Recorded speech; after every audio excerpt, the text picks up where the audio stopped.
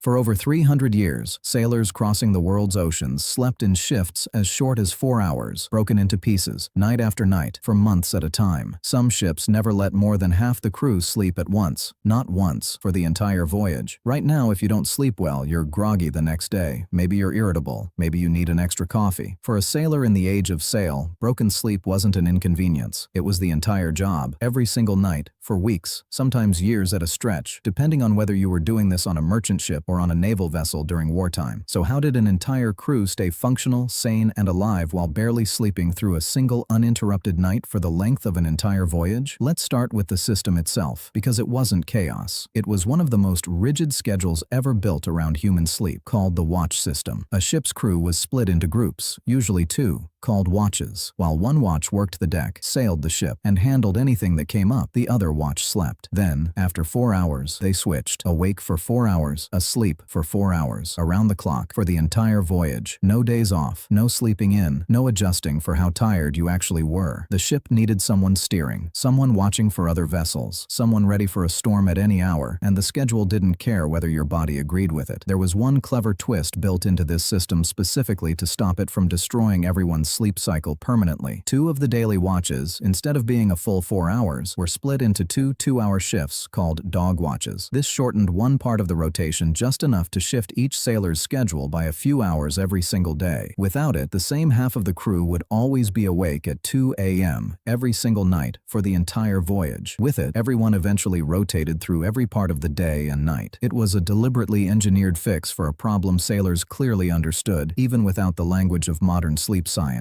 That a fixed schedule where the same people always lose the same hours of sleep breaks people down faster than a rotating one. Now let's talk about where they actually slept, because the environment made an already brutal schedule even harder. Below deck, sailors slept in hammocks, strung close together, sometimes with barely a foot of space between one person and the next. Hammocks weren't chosen for comfort. They were chosen because a rocking ship makes a fixed bed nearly useless, throwing a sleeping body against the walls with every wave. A hammock swings with the ship instead of against it, which meant sailors were, in a strange way, more stable asleep than they would have been in a rigid bed. But that stability came with a cost. No privacy, no silence. The creak of the hull, the snoring of dozens of men packed into a single space, the constant motion of the sea, and often the smell of a ship that hadn't seen fresh air below decks in weeks. Sleep happened in that environment, every single night, because it had to. Here's something that surprises most people. The human body can partially adapt to this kind of chronic sleep fragmentation, but it never fully solves the underlying problem. Sailors who spent years at sea reported becoming skilled at falling asleep almost instantly the moment they lay down, since every minute of their 4 hours mattered. Some historical accounts describe experienced sailors who could sleep standing up, leaning against a mast during a lull in their watch, catching what modern sleep researchers would now call micro-naps. But adaptation isn't the same as recovery. Chronic partial sleep deprivation built up over a voyage, and it showed. Sailors described a kind of persistent, low-grade exhaustion that never fully lifted until a ship finally reached port and the watch system stopped. And this mattered because the stakes for messing it up were brutal. A tired lookout could miss another ship in the dark, a coastline, an iceberg, a reef. A tired helmsman could steer the ship into danger during a storm. Naval history includes documented cases where fatigue among an undermanned or exhausted crew contributed directly to shipwrecks and collisions, especially on long voyages where the watch system was stretched thin by disease, death, or desertion. The watch system existed precisely because a ship without eyes and hands actively working at every single hour was a ship in danger. But push that same system too hard, understaff it, or run it too long without relief, and exhaustion itself became the danger it was designed to prevent. There was also a psychological cost that went beyond just being tired. Being constantly sleep-deprived for months altered mood, judgment, and how sailors related to each other in cramped, high-stress conditions. Historical accounts from long voyages describe crews becoming irritable, prone to conflict, and in extreme cases, showing signs of what would now be recognized as symptoms resembling psychosis after extended periods without proper rest, particularly during especially long or difficult voyages with minimal relief. The watch system kept the ship moving, but it came at a real cost to the people running it. Interestingly, this exact structure didn't disappear when sailing ships did. The core idea behind the watch system, dividing a group into shifts to guarantee someone is always awake and functional, became the direct ancestor of shift work as we know it today. Modern naval vessels still use a version of the watch system. Hospitals run night shifts modeled on the same basic logic. Even the aviation and space industries have studied historical maritime watch systems when designing crew rest schedules for long-haul flights and missions, because the fundamental problem hasn't changed. Some jobs can never fully stop, and someone has to figure out how to keep humans functional while running a schedule the human body was never built for. So back to that ship in the middle of the night, moving through open water with no one steering who wasn't required to be there, and half the crew